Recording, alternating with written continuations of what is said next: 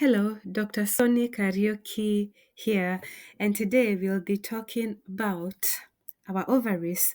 I know there's more to ovaries other than eggs, It period, still or baffles pregnancy. me. And I have a PhD in medical sciences, how we as women, me included, know so little about our bodies. When I was younger, more so as I approached puberty, all they spoke to me about was virginity. And at times they'd talk about my period and how that was a sign that I was not pregnant. However, no one talks about the most important things about our female body. And so a lot of us are growing with very little information about our bodies. Unfortunately, a lot of us women, we associate ovaries with just pregnancy or periods. An egg is released, and if there is no sperm, you have a period, but if it meets the sperm, then you get pregnant. But there's so much more to ovaries as opposed to just pregnancy or anything reproductive health so related. Yes, ovaries, they do produce and release eggs into the female reproductive tract, and this is during the midpoint of each menstrual cycle. But they also produce the female hormones, estrogen, progesterone, and these Androgens. hormones, for instance, when you're talking about estrogen, it helps with your memory functions, it supports the collagen levels in your skin, and it lowers your risk of heart disease as a woman, and also it maintains healthy bone density. And this is why when we go through menopause, our risk or women are at a higher risk of osteoporosis because estrogen or our ovaries are not producing as much estrogen as it did premenopause.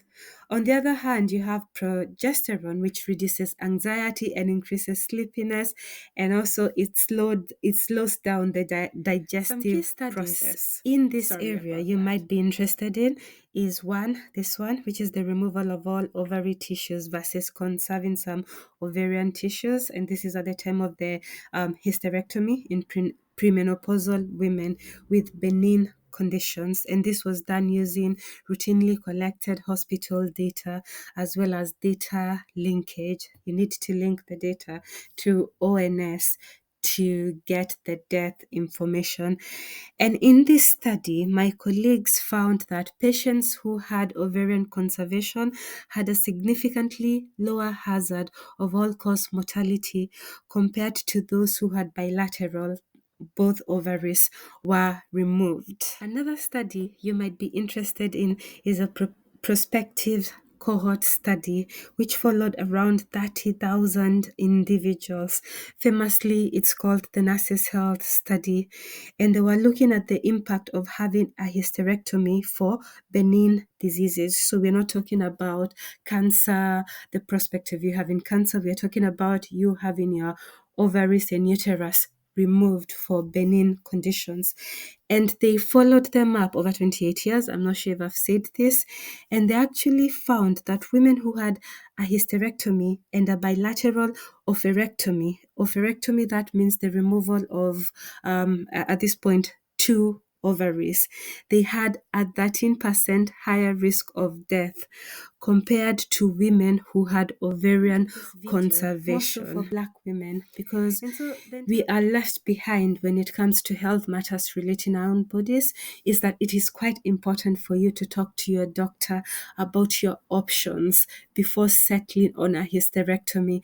And it is also quite important to discuss what the doctor means, or your surgeon or your consultant, what they mean when they say hysterectomy, because you might be assuming that they're taking out the uterus and you found out they also took out your ovaries as well. So it is important to talk to your doctors, consultant, surgeon, and find out what the effects, long-term effects of you taking out or carrying out this surgery will be, more so if it is for a benign or benign. Thank you for watching condition. Once again, though so far no one is watching, but I'm having so much fun creating this.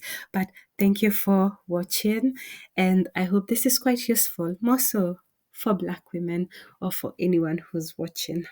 See you next time on fun health facts that are also quite scary.